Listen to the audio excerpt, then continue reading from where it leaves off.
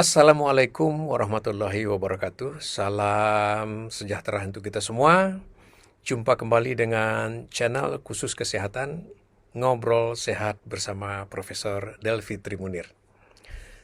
Pada episode kali ini kita akan membahas sebuah penyakit di bidang THT yang cukup banyak di tengah masyarakat dan cukup populer juga, yaitu sinusitis. Ya, kita akan membicarakan mengenai sinusitis yang di hidung, makanya kita sebut dengan sinusitis pada hidung, ya, sinusitis pada hidung.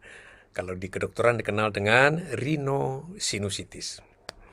Hadirin sekalian, semua kita pernah mengalami pilek, ya, flu, ya, common cold gitu, ya.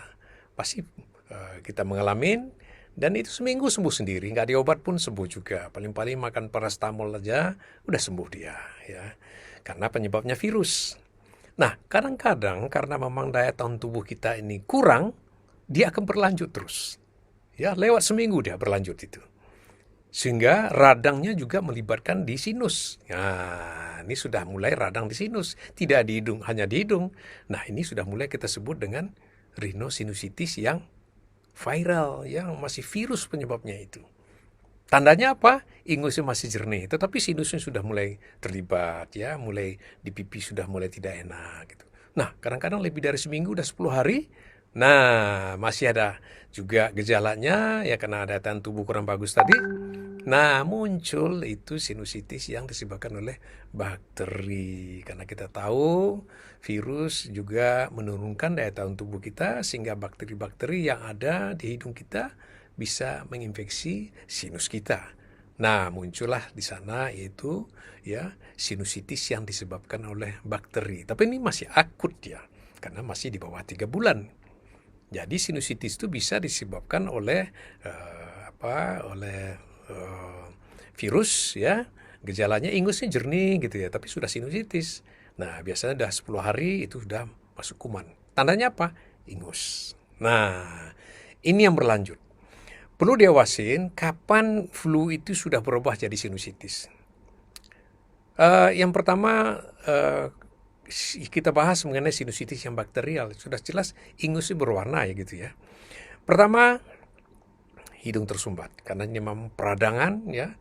Kalau hidungnya tersumbat, maka pikirkan juga suatu sinusitis. Kemudian sudah mulai tidak enak, ya, sakit di muka gitu, ya, di pipi, sesuai dengan sinus yang paling sering kena, ya.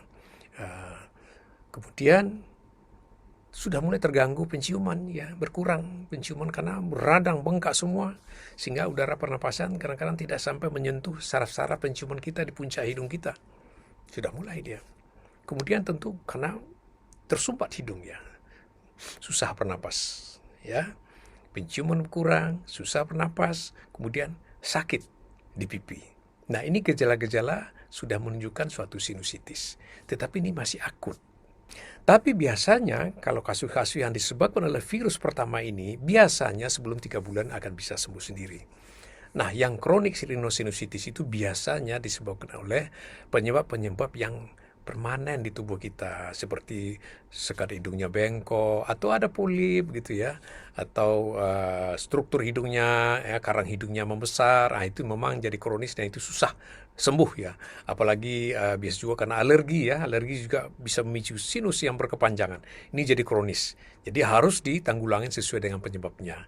Nah, kalau yang akut ini biasanya akan sembuh, ya, dengan terapi, ya.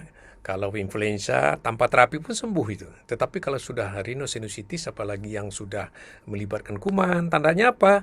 Ingusnya sudah berubah, ya. Sudah berubah, sudah mulai kekuningan, bahkan sampai hijau, ya, di samping gejala lain. Di muka ada terasa kurang enak, sakit, penciuman berkurang, hidung tersumbat. Nah, ini sudah perlu jadi perhatian kita. Semoga informasi ini bermanfaat untuk kita semua. Salam sehat selalu. Wassalamualaikum warahmatullahi wabarakatuh.